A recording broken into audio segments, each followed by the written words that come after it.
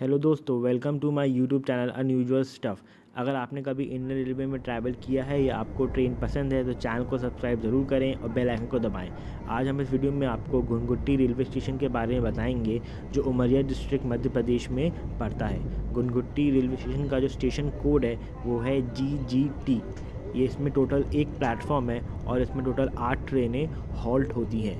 ये समुद्र से 521 मीटर की ऊंचाई पर है और ये साउथ ईस्टर्न सेंट्रल रेलवे और बिलासपुर डिवीज़न के अंदर आता है। जो मेजर ट्रेनें इस स्टेशन पर रुकती हैं उनका नाम है Bilaspur Bhopal express, Chirmiri Bhopal passenger, Chirmiri Katni passenger, Bilaspur Katni MEMU, Katni Chirmiri passenger. ये सब ट्रेनें यहाँ पर हॉल्ट होती हैं। आज इस वीडियो में इतना ही। चैनल को सब्सक्राइब ज़रूर करें और बेल आइकन को दबाएं। वीडियो पे लाइक शेयर कमेंट ज़रूर करें। धन्यवाद।